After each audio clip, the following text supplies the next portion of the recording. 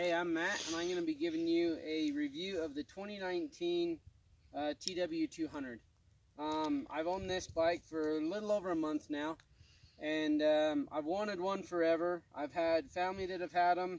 I've worked on a few of them for other people, and they're just an all-around fun bike, which is pretty obvious. There's a bunch of videos and whatnot on YouTube talking all about the ins and outs of them, and I just want to give you a reason, or a few reasons as to why I bought one.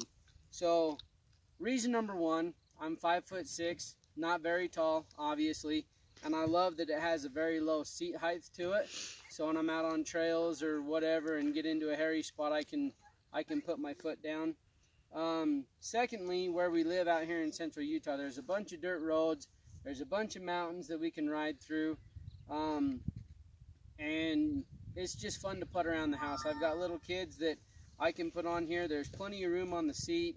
The little ones can hold on to the crossbar and the handlebars, and I can take them around the yard, and it's just an all-around good small machine to have. Another reason that I really like it is they haven't changed hardly at all in all the years they've been out. They're just basic simplicity to them. There's not a lot on here that's going to go wrong, whether it be electrical or mechanical. And there's a whole slew of accessories and add-ons that you can do to it. So another thing that I really like about it is the wide tires on it. Running through ground like this, it's extremely stable. Going up dirt roads and whatnot, those wider tires make it pretty stable to get around on. Yes, it is only a 200cc engine, but me being 220 pounds, I can get around the mountains just fine. I can get around town just fine. The top speed that I've had it at so far is only 55 miles an hour. I've got 314 miles on it. So I haven't done real long stints on it, but the ones that I have, about 55 is as far or as fast as I've got it to go so far. I'm also at 6,000 feet elevation. That's where our house sits at. And I haven't had any issues with it. It is cold-blooded to get started, but just pull the choke out, the bike fires up, turn it to half choke, you're good to go from there. There's a few of them here in town that people are using for farm use, they use them for recreational use. There's just a whole list of things that you can do with them. And I was looking at our local classifieds, watching for one because I knew I wanted one, knew I wanted to have one. So I just started looking at the local classifieds, and everyone on there, whether it was from 2000 to 2017, they were all above $3,000. And I started debating, okay, do I want a new one, do I want a used one? And I ended up deciding to go with a new one, obviously, but for the price that they were selling these for in the local classifieds, they're not losing their value, and I didn't know what kind of bike I would be getting, so I just decided to get a brand new one.